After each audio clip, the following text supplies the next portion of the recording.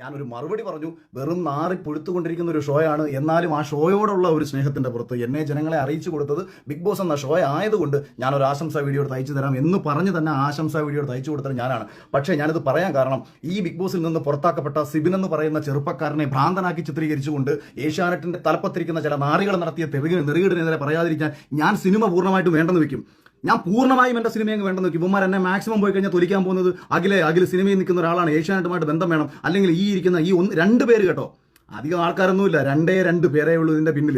അല്ലാതെ ഏഷ്യാനെറ്റിൻ്റെ all India business head എന്ന് പറയുന്ന കിഷൻ എന്ന് പറയുന്ന അദ്ദേഹം വളരെ നല്ല മനുഷ്യനാണ്. അദ്ദേഹത്തിനോടൊക്കെയുള്ള വ്യക്തിപരമായിട്ടുള്ള സ്നേഹവും താല്പര്യവും കൊണ്ടാണ്. അതേപോലെ എൻ്റെ സുഹൃത്തുക്കൾ ധാരാളം പേര് അവിടെ ഉണ്ട്. അവരോടൊക്കെയുള്ള സ്നേഹം കൊണ്ടാണ് ഇവന്മാരുടെ ഈ നാറുത്തരങ്ങൾക്കെതിരെ നമ്മൾ ഇത്രയും നാളും മിണ്ടാതിരുന്നത്. ഇതിൽ വന്നു പോയിട്ടുള്ള പല മത്സരാർത്ഥികൾക്കും ഈ സ്ത്രീകളെ ഇവന്മാർ ഉപയോഗിച്ചിട്ടുള്ള രീതികൾ, പല മത്സരാർത്ഥികൾക്കും പണം പറഞ്ഞിട്ട് ആ പണത്തിന്റെ കാശിന്റെ ഷെയർ വാങ്ങി പല മത്സരാർത്ഥികളെയും ബിഗ് ബോസിൽ കയറ്റിയതുൾപ്പെടെയുള്ള വിഷയങ്ങൾ, ഇത്തരം ഒരുപാട് നാറിയ പരിപാടികൾ ഇവരൊക്കെ കാണിച്ചിട്ടുണ്ടായതുകൊണ്ട് ഞാനിത് പിന്നെ ഏഷ്യാനെറ്റുമായിട്ട് ബന്ധപ്പെട്ട് നമുക്കൊരു കോൺട്രാക്ട് ഉണ്ടായിരുന്നു. ആ കോൺട്രാക്ടിനോടൊരു നീതി പുലർത്തണം. അതുകൊണ്ട് തന്നെ ഞാൻ ആ കോൺട്രാക്ടിനോട് നീതി പുലർത്തിയതിനു ശേഷം ഇപ്പോൾ ഇത് പറയാനുള്ളൊരു കാരണമെന്ന് പറയുന്നത്, ഞാൻ ഇന്നേ ദിവസമാണ് അറിയുന്നത് സിബിൻ എന്ന് പറയുന്ന ചെറുപ്പക്കാരൻ ഒരിക്കലും ആ ഷോയിൽ നിന്ന് പുറത്തു പോകണമെന്ന് ആഗ്രഹിച്ചിരുന്നതല്ല.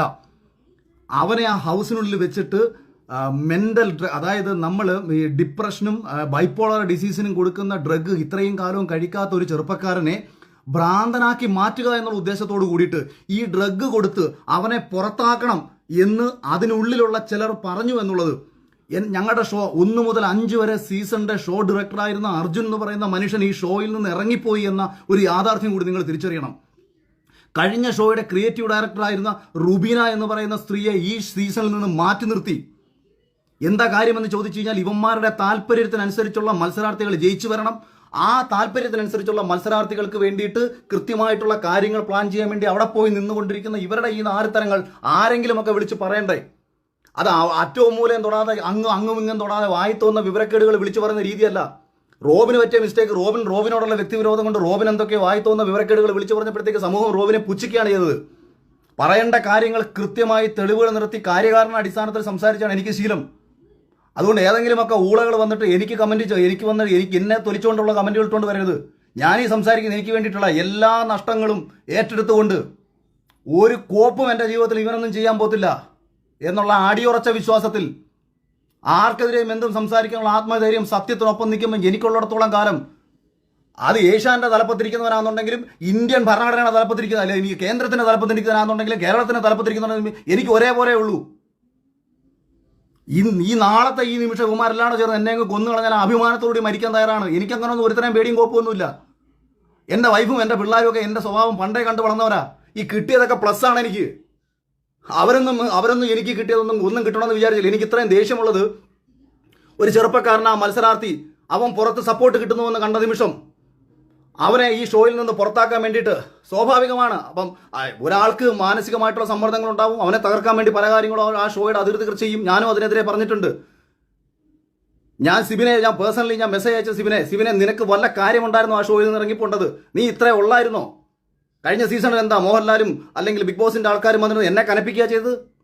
അവരവിടെ പേഴ്സണലി പറയുന്നുണ്ട് എന്നെ പുറത്താക്കാൻ വേണ്ടി ഉമ്മി നോക്കി ചെയ്യാൻ പറ്റുന്ന മാക്സിമം ചെയ്തു. ഏശാത്തത് കൊണ്ടാണ്. അല്ലെ നിങ്ങൾ വിചാരിക്കുന്നുണ്ടോ എന്നെ പോലെ ഒരുവനെ ജയിപ്പിക്കാൻ ഇവർ നിൽക്കുമെന്ന്? സാബുമോനെ പോലെ ഒരാളെ സാബുമോന്റെ കാര്യത്തിൽ ഇവർക്ക് പറ്റിയ അബദ്ധം എന്ന് പറയുന്നത് പേളിമാണി ജയിക്കുമെന്നുള്ള കാര്യത്തിൽ ഇവർക്ക് ഉറപ്പായിരുന്നു. അവസാന സമയത്ത് ചെറിയ വേരിയേഷന്റെ പുറത്ത് സാബു ജയിച്ചു എന്നത് ഒഴിച്ചാൽ ഇവർ ഒരിടത്തും പ്രതീക്ഷിച്ചിരുന്നില്ല സാബു ജയിക്കുമെന്നുള്ള കാര്യം. ഒരു സിനിമാ സംവിധായകനും സോഷ്യൽ മീഡിയയിൽ അത്യാവശ്യം ചർച്ച ചെയ്യപ്പെട്ടുള്ള ഒരാളുമായ, അല്ലെങ്കിൽ പലവിധ ചാനൽ ചർച്ചകളിൽ പങ്കെടുത്തിട്ടുള്ള ഒരാളുമായ എനിക്ക് കിട്ടിയതിൻ്റെ 3 ഇരട്ടി ശമ്പളം കൊടുത്തു കയറിയ മത്സരാർത്ഥികൾ ഉണ്ട് കഴിഞ്ഞ സീസണിൽ. ആരാണ് ഈ ശമ്പളം ഈ രീതിയിൽ അവർക്ക് കൊടുത്തത്? അതിൻ്റെ ഷെയർ വാങ്ങി സ്ത്രീകളെ സ്വന്തം കാര്യങ്ങൾക്ക് ഉപയോഗിച്ചുകൊണ്ട്, മത്സരാർത്ഥികളെ സ്വന്തം കാര്യങ്ങൾക്ക് ഉപയോഗിച്ചുകൊണ്ട് ഇത്തരം നാറിയ പരിപാടികൾ കാണിക്കുന്ന അവന്മാരെ തുറന്നു കാണിക്കണം. അത് ഇമാതിരി പുഴുത്തു നാറിയ ഒരു ഷോ 50 ദിവസമായിട്ട് ഈ സമൂഹത്തിൽ ഈ ഷോ ഇത്രയേറെ നെഗറ്റീവായി പൊയ്ക്കൊണ്ടിരിക്കുമ്പോഴും മോഹൻലാലിനെ പോലും പറഞ്ഞു പറ്റിച്ച് ഇതെന്തോ മഹത്തരമാണെന്ന് കാണിച്ച് വീഡിയോ ഇട്ടേക്കാണ് 50ാമത്തെ ദിവസം. നാണം കെട്ട് ഞാൻ രാവിലെ പറഞ്ഞു, അതായത് ഈ വെറും പാപ്പരാസികളുടെ സ്വഭാവമുണ്ട്, അല്ലെന്നുണ്ടെങ്കിൽ റീച്ചിന് വേണ്ടിയിട്ടും കാശിന് വേണ്ടിയിട്ടും ചെയ്യുന്ന ചില നാറിയ മാധ്യമ പ്രവർത്തകരുണ്ട്. ആരുടെയും അടിയിൽ ഒളിക്യാമറ കൊണ്ടുവച്ച് പകർത്തിയെടുക്കുന്ന വിഷ്വലുകൾക്ക് വലിയ പ്രാധാന്യമുണ്ടാവും. അത്തരം പ്രാധാന്യങ്ങളല്ല ബിഗ് ബോസ് പോലത്തെ ഒരു ഷോയിൽ കാണിക്കേണ്ടത്. സമൂഹത്തിന്റെ പ്രതിഫലനമാകണം ബിഗ് ബോസ് പോലത്തെ ഒരു ഷോ. അത് യവന്മാരുടെയൊക്കെ നാറിയ സ്വന്തം സ്വാർത്ഥ താല്പര്യങ്ങൾ സംരക്ഷിക്കാൻ വേണ്ടിയിട്ട് പെണ്ണുങ്ങളെ കൂടെ വിളിച്ച് കിടത്തിയിട്ട്, അല്ലെങ്കിൽ പെണ്ണുങ്ങളുടെ കയ്യിൽ നിന്ന് കാശ് മേടിച്ചിട്ട്, അല്ലെങ്കിൽ മത്സരാർത്ഥികളെ കാശും മേടിച്ചിട്ട് അവരെ ജയിപ്പിക്കാൻ വേണ്ടിയിട്ട് കാണിക്കുന്ന നാരത്തരമാകരുത് ഒരു ഷോ. അതും പ്രേക്ഷകരുടെ വോട്ടെന്ന് പറഞ്ഞ് മുന്നോ നീയൊക്കെ എന്തോ കാണിച്ചോ? അപ്പോൾ ഐഡിയ സ്റ്റാർസ് ഇങ്ങനെ നടക്കുന്നുണ്ടല്ലോ, ഡാൻസ് പ്രോഗ്രാമുകളുടെ റിയാലിറ്റി ഷോ നടക്കുന്നുണ്ടല്ലോ, അത് നിന്റെയൊക്കെ സ്വന്തം താല്പര്യത്തിന് നീയൊക്കെ തോന്നിയത് നമുക്ക് ചെയ്തോ? പക്ഷേ പ്രേക്ഷകരാണെല്ലാം ഈ ജനങ്ങളുടെ മുന്നിലേക്ക് ഞങ്ങൾ ഇട്ട് കൊടുക്കുന്നു. മറ്റേതാ മഴയാ കോടയാ മറ്റേതാ കേരളത്തിൽ ഏറ്റവും കൂടുതൽ ജനങ്ങൾ സ്നേഹിക്കുന്ന ഒരു മനുഷ്യനെ ശനിയാഴ്ചയും ഞായറാഴ്ചയും പിടിച്ചു നിർത്തിയിട്ട് കേരളത്തിൽ മനുഷ്യരെ കോമാളിയാക്കുന്നു. മോഹൻലാൽ എന്താ നിന്റെ കളിപ്പാവകളോ? കാശ് കൊടുത്ത ആ മനുഷ്യനെ ഈ സമൂഹത്തിന്റെ തെരുവിളി കേൾപ്പിക്കേണ്ട കാര്യമുണ്ടോ? ആ മനുഷ്യനെ സ്നേഹിക്കുന്ന എത്രയോ മനുഷ്യരെന്ന് ആ മനുഷ്യനെ തെരുവിളിച്ചുകൊണ്ടിരിക്കുകയാണ്. ആരാണ് ഇതിന് കാരണക്കാർ? നിനക്കൊക്കെ എതിരെ പറയാൻ പല ആൾക്കാർക്ക് പേടിയായിരിക്കും. കാര്യം നഷ്ടപ്പെടാൻ ഒരുപാടുണ്ടെന്നുള്ള ചിന്ത കൊണ്ടാണ് കുമാർ നിനക്കൊക്കെ എതിരെ പറയാൻ ഭയപ്പെടുന്നത്. എനിക്കൊരു വെണ്ടക്കയില്ല. നിന്നെ ഒന്നും പേടിച്ചിട്ട് മിണ്ടാതിരിക്കും, നീ ഒന്നും പേടിച്ച് ചിന്തിക്കുക വേണ്ട.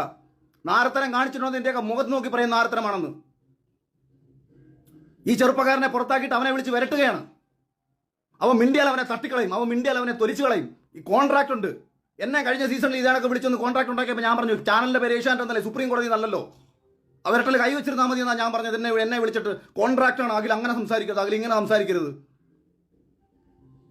അപ്പൊ അതുകൊണ്ട് ഏതെങ്കിലും ഒരു ചെറുപ്പക്കാരനെയോ ഒരു വ്യക്തികളെയോ നേരെ ഇത്തരത്തിൽ തെമ്മാടിത്തരങ്ങൾ കാണിച്ചു വെച്ചിട്ട് സ്വന്തം താല്പര്യങ്ങൾ സംരക്ഷിക്കാൻ വേണ്ടി ഒരു ഷോ നടത്തി പ്രേക്ഷകരെ വിഡ്ഢികളാക്കുന്ന ഇമാതിരി നാറുതരത്തിനെതിരെ ശക്തമായി പ്രതികരിക്കാൻ തന്നെയാണ് ഉദ്ദേശം.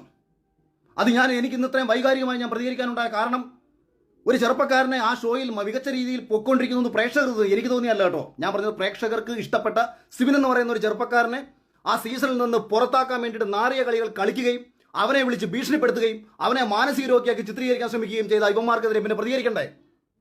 ഞാൻ ഇന്ന് വരെയും സമൂഹത്തിന്റെ വിരോധം പിടിച്ചു പറ്റിയതും എന്നെ ആൾക്കാർ വെറുത്തതും അല്ലെങ്കിൽ എന്തെങ്കിലുമൊക്കെ നഷ്ടം എനിക്കുണ്ടായതും ഒന്നും എനിക്ക് വേണ്ടിയിട്ടായിരുന്നില്ല. അന്നും ഇന്നും ആത്മവിശ്വാസവും ആത്മധൈര്യവും മറ്റുള്ളവന് വേണ്ടി സംസാരിക്കുമ്പോഴാണ്. അതുകൊണ്ട് അതേ ആത്മവിശ്വാസത്തിലും അതേ ആത്മധൈര്യത്തിലും പറയുകയാണ്, ചെയ്യുന്ന നാറുത്തരത്തിനെതിരെ പ്രതികരിച്ചിരിക്കും. അത് ചാനലിനോടോ എനിക്ക് നന്ദി പ്രേക്ഷകരോടാണ്. എനിക്ക് ഏഷ്യാനെറ്റിൽ എന്നെ ഇന്റർവ്യൂ കഴിഞ്ഞ സമയത്ത് എന്നെ പുറത്താക്കണമെന്ന് തീരുമാനിച്ച ആൾക്കാരാണ്. എന്നെ ആരാണോ ഈ കഴിഞ്ഞ സീസണിൽ എടുക്കരുതെന്ന് വിചാരിച്ചാൽ അയാൾ ആഗ്രഹിച്ച ആൾക്കാരാണ് റോബിനെ പുറത്താക്കണമെന്നും സാബുവിനെ പുറത്താക്കണമെന്നും രജത് കുമാറിനെ പുറത്താക്കണമെന്നും.